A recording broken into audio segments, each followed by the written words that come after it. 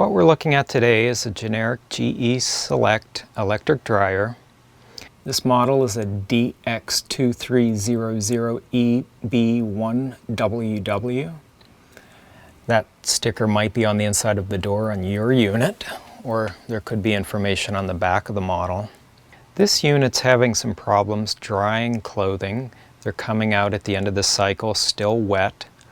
It's only getting partial heat. So there could be a few things going on with this unit. If your clothes dryer is experiencing a low heat problem, one thing that you can do before opening the unit up is to check your fuse box. The dryer runs on 240 volts. It's carried over 2 lines that are each 120, and you want to look in the fuse box to see which breakers are attached to the dryer unit, and then go up here and see if any of those happen to be tripped.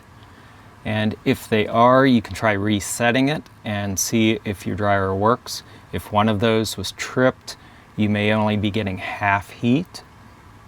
Of course, if something here is tripped, it could indicate a more serious problem with the dryer.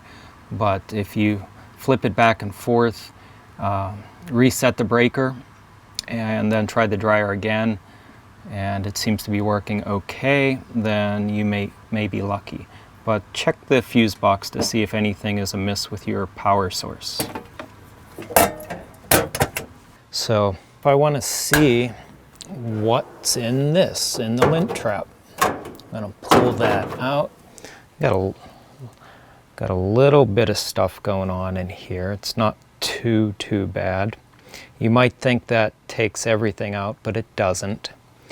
You want to keep this clean, but you also want to get down in there and clean out inside the machine, as well as cleaning out your hose, replacing it if needed. Sometimes this wears out. Also need to check outside. The outside vent gets clogged up and the air doesn't flow and your clothes don't get dry. As I'm trying to determine what's wrong with the dryer, I'm looking inside the drum and I can see around the inside some paint that's been chipping off for a little while. That could be a sign that we've got some overheating in the heat element. Something's wrong in there. Maybe need to replace a thermostat. We'll make sure to check all of those out. Some of the tools that may come in handy today are a Phillips screwdriver. This one has interchangeable tips, 2 different sizes. We're just going to use one. It also has a straight edge side with 2 sizes on the other end if we flip that over. In a few places inside the unit it gets pretty tight, so a shorter stubby screwdriver comes in handy. You may need a pair of needle nose pliers to straighten a few things out, to grab a few things in tight places. A pair of work gloves are handy because inside there are a few places along the edge of the frame where it can be a little bit sharp. There's some sharp places along the backside of your dryer's drum, and those will protect your hands. If you want to test the thermostats, and we'll do that later in the video, a multimeter comes in handy. We're going to use the continuity mode on that. You can use a digital meter or an analog. One other thing that's useful, some sort of tray or dish. This is just useful to put your screws in to help keep you organized so they don't sneak away from you. If this is your first time opening up one of these machines, you might want to go online and see if you can find a parts manual, a service manual that gives you a little bit of help. As I'm looking around on the outside of this unit, I'm like, where the heck are the screws? How do we open this up? I'm not quite sure, but to get this one started, I need to open the door. And I'm going to find 2 Phillips screws right inside the top of the door. So we're going to take this out. Screw number 1 set it off to the side so we don't lose it. Let's move over here. That's screw number 2. There we go. Both screws out.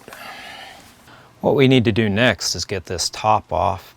Top needs to come forward and up. Take that off first before we can address the front panel on this. So we're gonna lift it a little bit. It pulls out. Then unhinge it from the back there. And that's it. We're gonna set that piece aside. Make a little bit of noise doing so. We can see the drum in here. Before we go any further, you can just spin this by hand. You want to look to see what kind of condition this belt is in. Whenever I take this apart, I want to look at a few different things, not just the problem. If I need to replace this belt, I will. I did this one not too long ago, so I'm not worried about that, unless I see something unusual going on there, some unusual wear. Before you get too deep into the innards of an electronic device, you want to make sure that it's unplugged.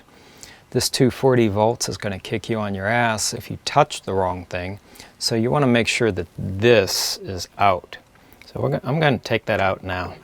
I'm going to unplug that. We're going to put that off to the side.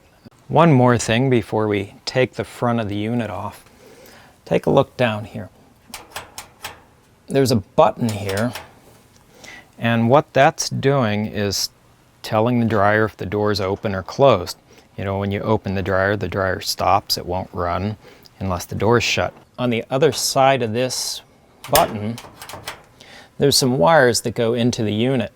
When we take the front of this off, you've got to watch, those wires are kind of short. I'm going to unplug those before setting the front panel off to the side out of the way. So let's keep that in mind. We'll close the door and we'll come around the top, and just inside here we've got a screw here, and then you've got one over here, same side, same position on both sides. We got to take just those 2 screws out, and then we can remove the front. Okay, let's take out the first screw. I'm just going to get it started with the screwdriver, then set it aside. I'm going to get in here with my fingers. I don't want to drop this down inside. There. Sheet metal screw, we'll set that off to the side. Now we're going to come over here.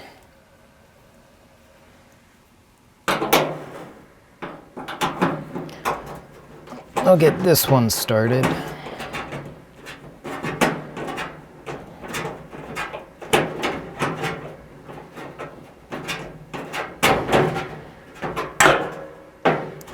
It's still a little snug.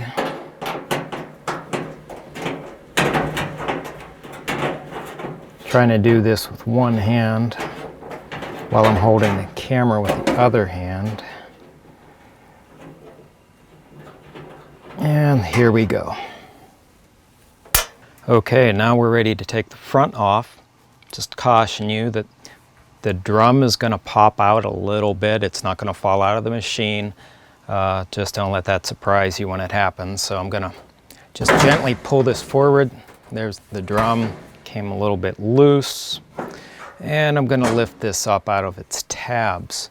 Before we go any further, I want to disconnect those wires I mentioned earlier, and let me show you that now. And remember that door sensor switch. See those wires? We got a little bit of space there, a little bit of length, but not too much. I don't want to yank on that too hard. So what I need to do is get in behind here and just simply pop the wires off that door sensor switch. So you may or may not have something here covering it to protect the connections. You want to note which wire is connected to which position so that when you put this back together that you have it wired correctly. So I'm going to pull that yellow one out of there, and now I'm going to take off the white one. So there you go. You might want to take a picture of that with your smartphone before you move on, before you start disassembling wiring. Now we can see some of the vent area. You want to make sure that this is pretty well cleared out of debris. Get in there with a vacuum. You might need to scrape some of this lint out as it builds up in there. It's wet when it goes in. Let's see what else we got on here. Before we move on to our heating problem, you want to take a look at this. On mine there is a felt type liner that runs along the bottom part of the dryer front door. That's what the drum rides in. You want to make sure that this is intact, not coming apart. I replaced this last time I had this unit open. Got a little bit of extra hanging out there, but I didn't trim it off. You also want to take a look up on the top. This dryer drum rests on these nylon tabs. I got 2 on that side and two nylon tabs over here on this side. And they let that dryer run really nice and smooth. The drum spins smooth without a lot of friction, but those will wear out over time. So as long as you have this front panel off, you want to take a look at that and see if you need to replace those little things. Another thing you might want to take a look at is in here around the fan. Make sure you don't have any buildup in there. If you do, you need to get that cleaned out. I got out this little tiny flashlight because the next part, before I take this drum out, I need to get the belt off. To get the belt off is kind of an awkward thing on this unit. Got to work with 2 hands and get inside here. And I can give you a better view of this once we get the drum out. But I need to have one arm in there. And then I need to come around under here. There's a pulley there. I need to move that out of the way too. This belt wraps around the drum, goes down around the motor, which is also connected to the fan, and then it wraps around the wheel on that and up around a tensioner pulley. Okay, I've loosened the belt. I pulled the pressure off the tensioner pulley, unwrapped it, and now this is loose. I can begin to take this drum out. What I'm going to need to do is push and pull and twist this just a little bit. You might need to put some pressure on the outer walls. You want to take it out through here on both sides and then set the drum aside, and we'll take a look in the back there. I want to see what the heating coil looks like.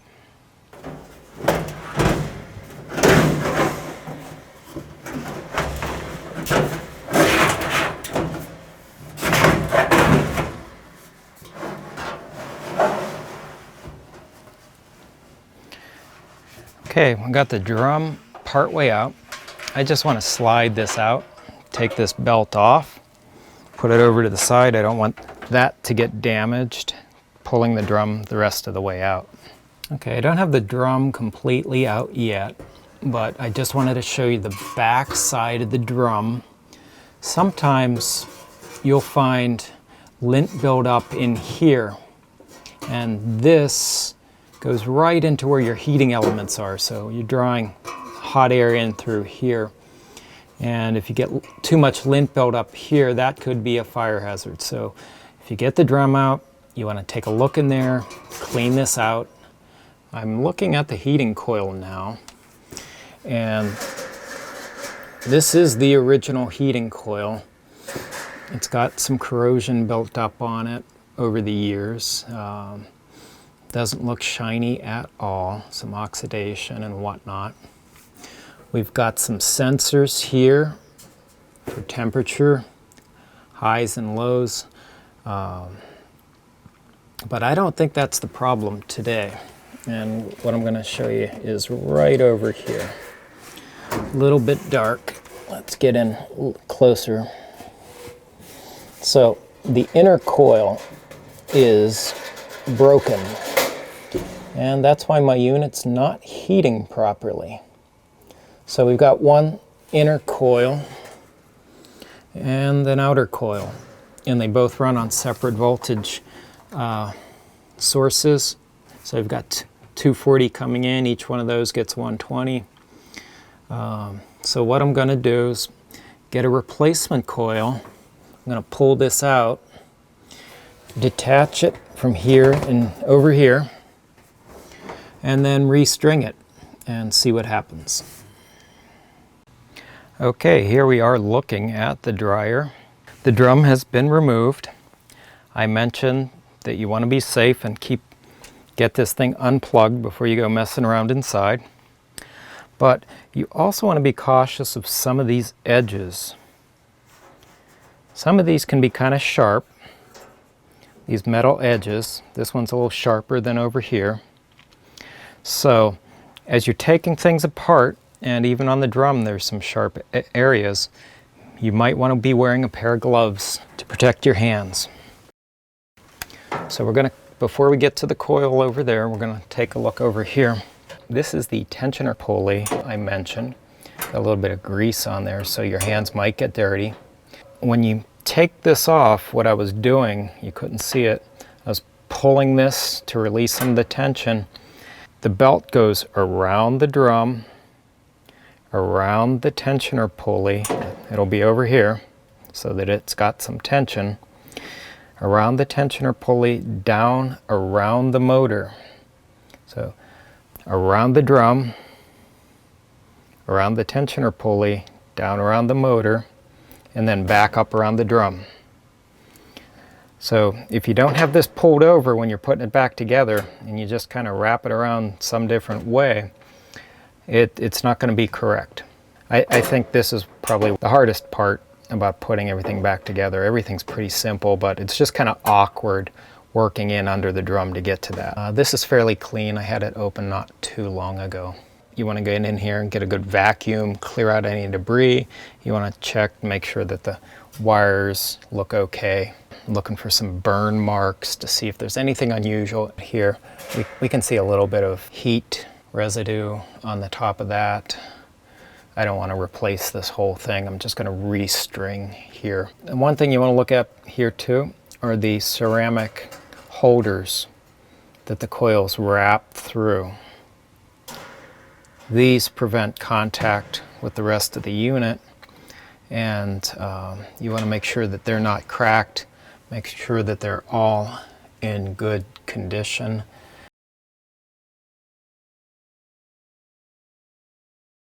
What I've got here, this tab goes in this ceramic holder and the wire attaches underneath like this. Okay, it was kind of hard to show that on the camera taking it apart. But you want to take this away. Now let me zoom in a bit.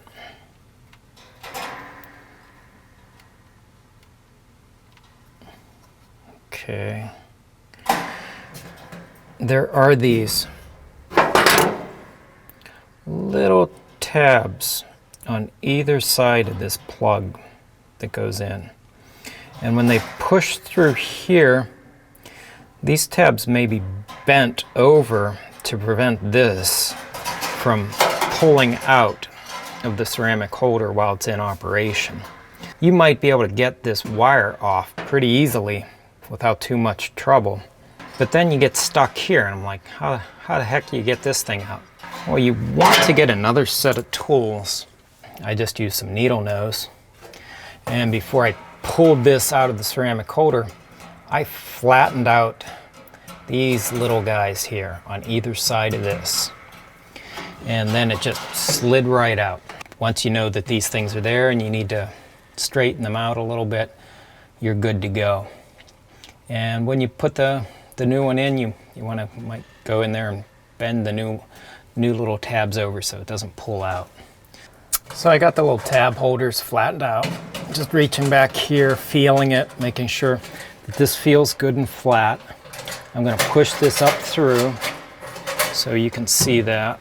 I'm going to zoom in just a little bit there. So I'm pushing this up through and it's moving freely. And there we go, it's out. Let's go ahead and do some restringing. These are detached. I'm going to pull it through.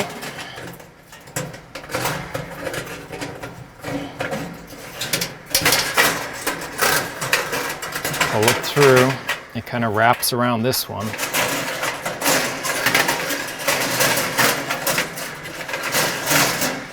You might just want to go through here and make it real easy on yourself and snip the old one off. We're not going to use it. Saves you a little bit of trouble restringing. So go through there and cut that. Then I don't have to unwrap that whole thing all the way through. So there we go. We'll set that off to the side. You don't want to leave any of this in the dryer.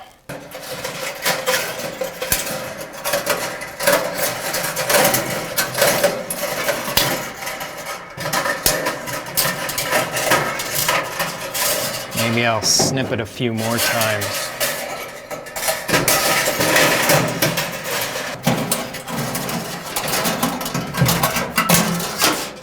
Pour that out. And come back this way.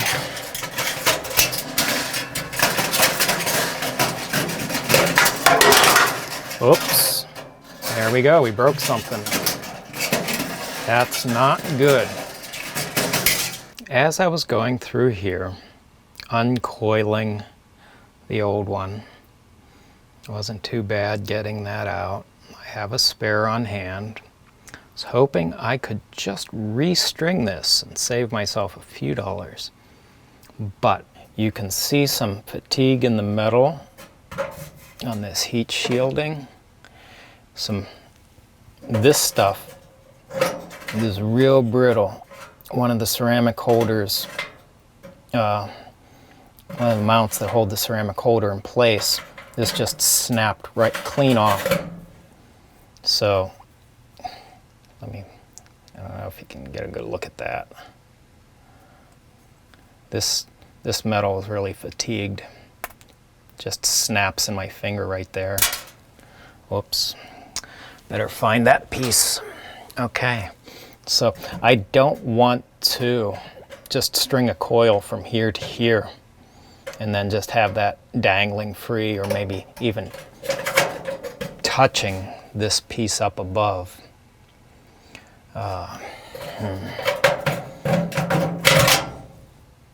Look at that crack right in there. You know, that's not good. So, oh well. It looks like I'm gonna have to go online and get me a replacement one. While I have the dryer open, I want to take a look at this cycling thermostat to make sure that it's working. It tells the unit when to turn things on and off.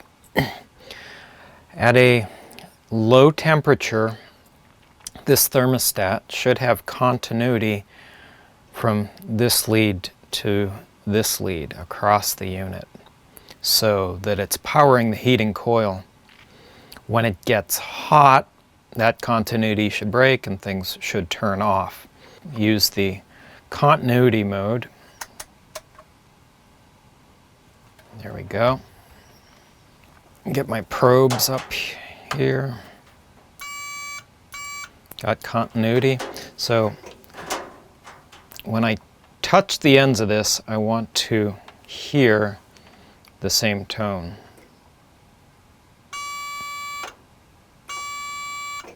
So it sounds like we have some good continuity going through this at room temperature.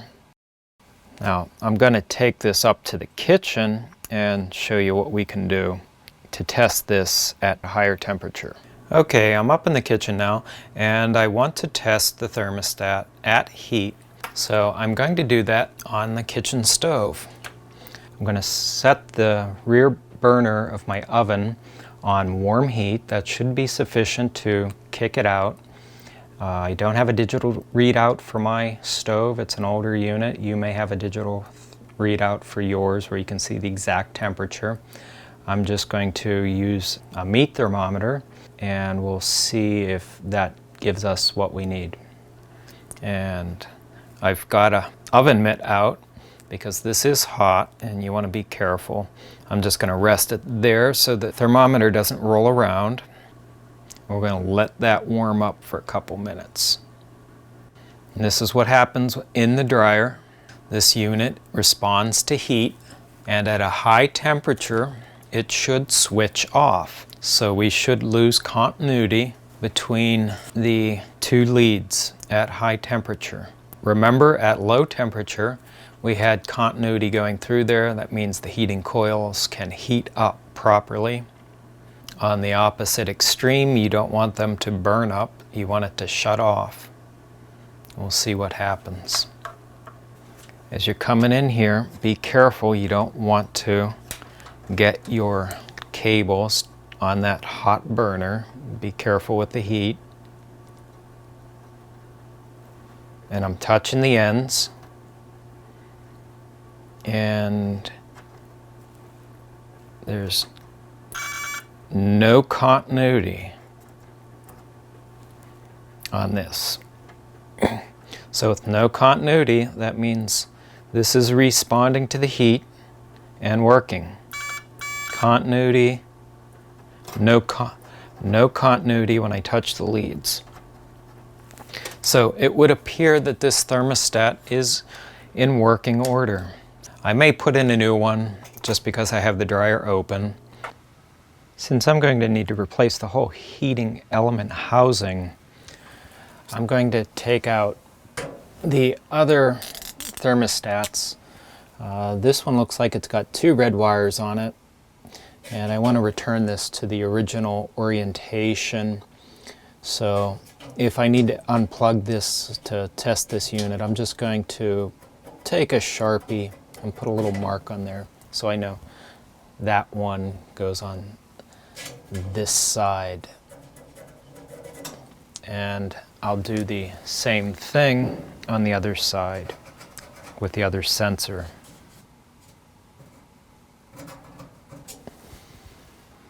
In some of these small places you may need to resort to a stubby screwdriver to get a better fit in here.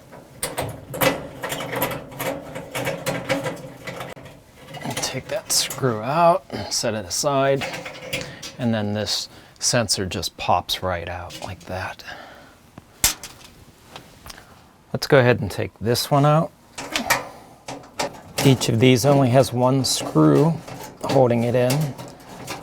Take that screw out, and then on the other side it just has a metal tab. So slide that out. With the heating housing free of all the sensors, coils have been removed. We just need to take out some of the screws and then pull the whole thing out.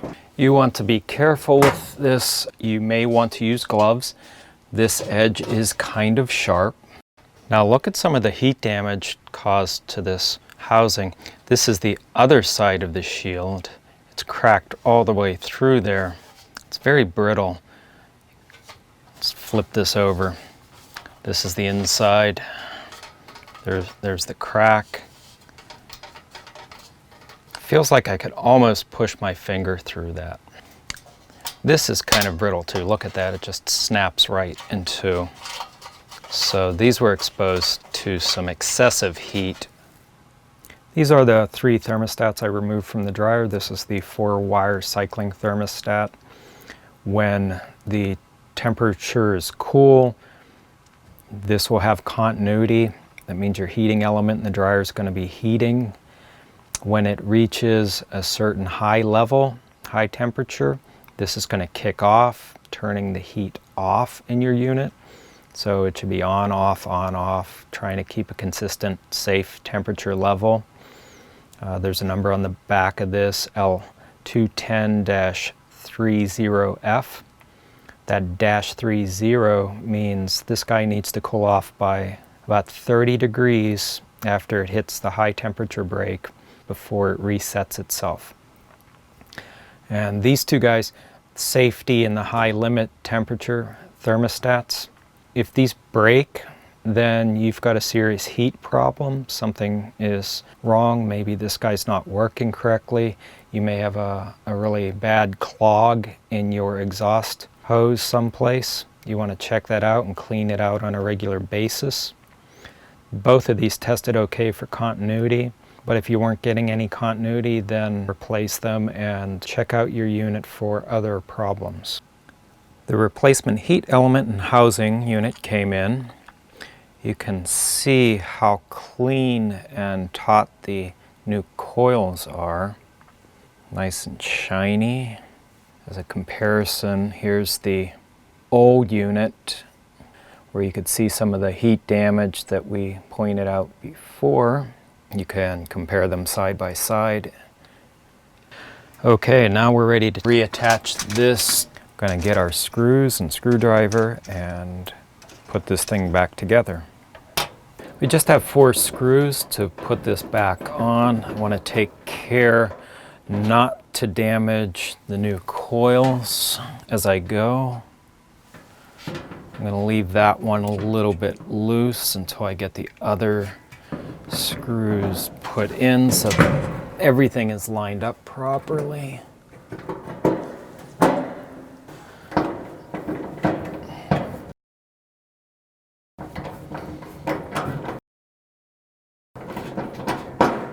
So I've got these in, make sure that they're tight.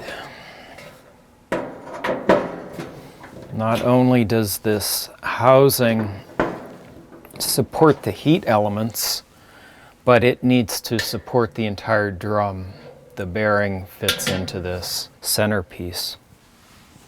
Okay, we're going to put the high limit sensor back in. The tab that slides in there, just like that. Then we need to screw the other side in. This is one of the small confined places where a full-size screwdriver isn't going to help us out. So get a short one and we can fit into this smaller space.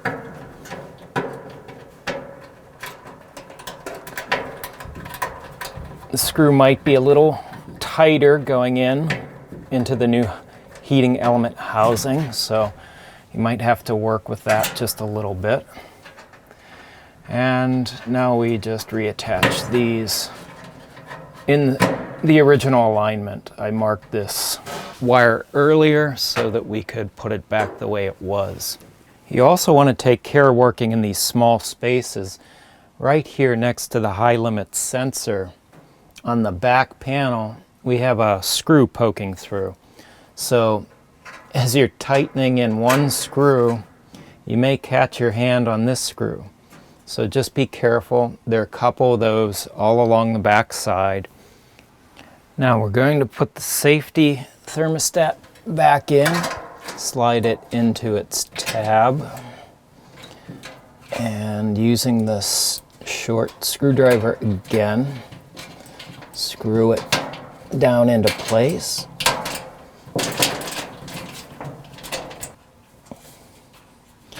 And reattach the wires. And remembering how I had them marked and oriented when I took that apart so that it's back in the original configuration. As I pointed out earlier, you may want to wear some gloves due to sharp edges on the insides here. So this is kind of sharp right along here. And up under here along this back panel. The last thermostat we're going to replace is the cycling thermostat, the 4-wire. Now we tested this earlier, both for high and low temperature, and it seemed okay.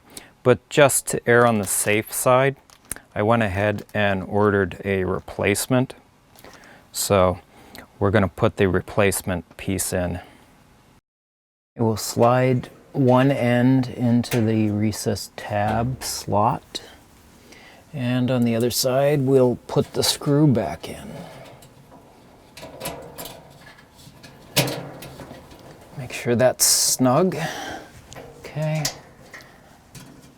We don't want that to vibrate loose. And we need to reattach some wires.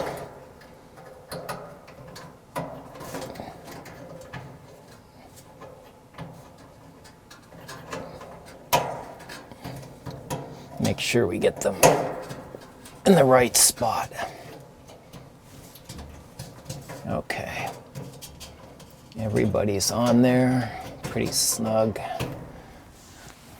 And there we go. We have all three thermostats reconnected. Everybody's tight. The new heating element housing looks good. So on the bottom, we need to attach some voltage wires to the heating element coils. I'll come in here. Make sure that one's in there nice and snug. And then we've got two on this side. Okay. So remember, we have 240 volts coming in. That's divided up 120 running through for each of these coils. The new heating element housing unit looks good. Double checked all of our attachments all the way around. The coil inspection looks okay here. I think we're good to go on this. Before we put the drum back in, I want to remind you over here with the motor and the tension pulley, belt goes around the drum and it comes down around the tension pulley and around the motor.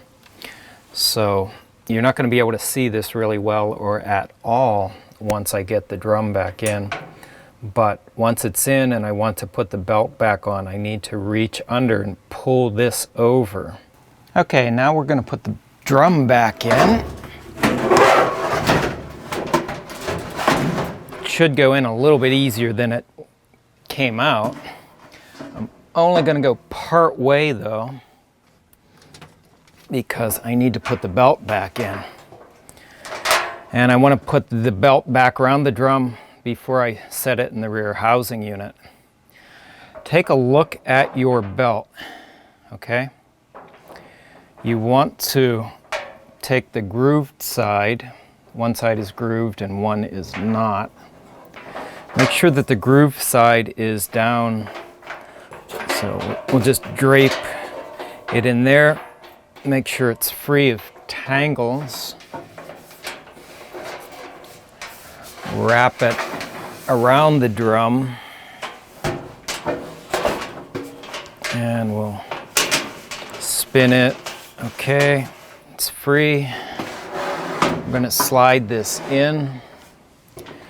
And we need to set the bearing into the mount in the rear. Once the rear bearing is correctly in the mount, I can lift up on the front end of this drum and it should feel like it's spinning pretty freely. This feels pretty good. What I need to do next is the tricky part, getting this belt wrapped down around the motor wheel and the tension pulley. I'm going to try to position the camera so that maybe we can see what's going on here. So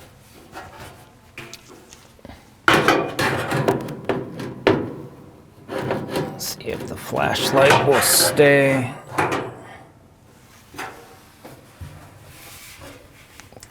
I'm kind of reaching in here blind, feeling as I go. So I've got the belt around the motor wheel. I'm going to pull it a little bit tight and then bring the tension pulley over. There goes the flashlight. Put the belt over the tension pulley. Make sure that it's still aligned correctly in the motor wheel. feel along the edge. I want to make sure everything is okay and not twisted. All right.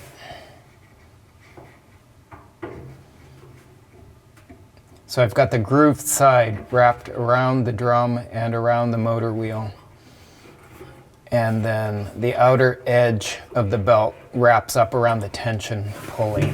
So I've got a snug pulley on there. Okay, the belt is around the motor wheel, up around the tension pulley, and on the drum. I want to make sure that it's in this rear track on the drum. I'm just going to turn this a little bit, try to get through a full revolution of the belt. Make sure everything is in place. And then we'll do that again once we get the front panel on. Before we put the front panel back on the unit, you have to remember to reattach these wires. These go to the door switch so that when the door is open, the machine shuts off. That attaches up in here. Remember the orientation that we had. Remember to take pictures as you go. One other thing before I put the wires on, I want to point out down here, there's a little tab. When we put the front panel on, there's one of these on each side. It's going to fit in this little hole. So we're going to just match these two up and then put some screws in the top to hold it together. So let me move this aside, bring the panel in just a little bit closer. Put the white one on, put the yellow one back on. There we go. Slide this protective cover back over and put its tab back in its slot. So we're ready to put the front panel on now. I have my wires attached to the door switch. I'm going to gently lift this up and align the tabs on the base of the frame with the matching holes on the front panel. Now that's in place. I can't just slide this closed just yet. Before I can push the front panel completely closed, I need to lift the drum up a little bit. And I need to make sure that it's going into the front bearing glide path. I also have some tabs on either side of the unit that need to fit together before it can be screwed in. So we're pretty snug right there. I'm going to spin the wheel, spin the drum to make sure that it's gliding back and forth nice and smooth. Looks like we're good to go here. Okay, once you have the unit, the front pushed back together, the tabs are in. We want to replace the final screws on the front panel. There are only two at the top, remember.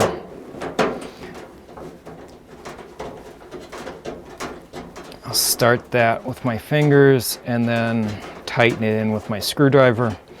I want to be careful just not to drop that down inside the unit again. That's just real inconvenient. There we go. That's in there pretty good. Let's put the final screw in, making sure that tabs are in place. We'll carefully get that started. Again, you don't want to drop it down inside the unit. We'll tighten that in.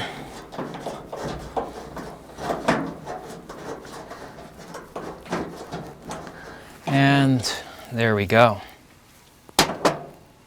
Before I close the lid on this, I want to plug it back in, make sure the door is shut. I'm just gonna set the timer and hit the knob. Make sure that it's spinning freely. Be careful when you're doing this. You don't want to get your fingers You don't want to get your fingers anywhere inside this as it's spinning. So it looks pretty good. Let's turn that off. We can either do that via the timer or just open the door. That looks pretty good. Let's put the top back on. We need to slide this in and under, getting the tabs lined up. There we go.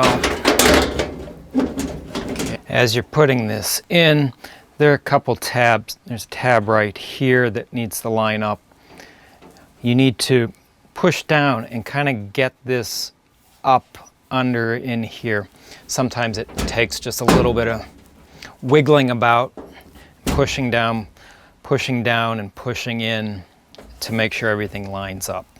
For the final screws that need to secure the top of the unit, we need to make sure we open the door.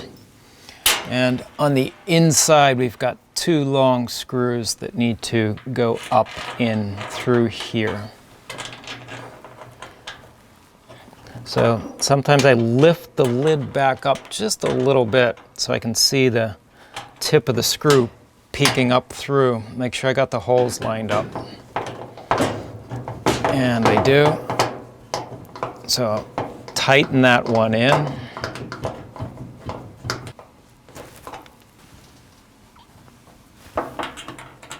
We'll do the other one over by the hinge the same way. Pop that up through, make sure that the hole's lined up, and tighten this one down. There we go. Top of the unit's on there, really snug. Since we had the door open to replace the screws, we also want to make sure that we put the lint trap back in place and make sure that's in there secure. The dryers have been moved around a bit. It's now put back together. One thing I want to do is take a level and just see if I need to reset anything. Looks like we have centered here, and try to get this on the edge. Looks like we're centered, and looks like we're centered on all sides. So this is pretty good. If something is off with a level, you can adjust the feet and correct that problem.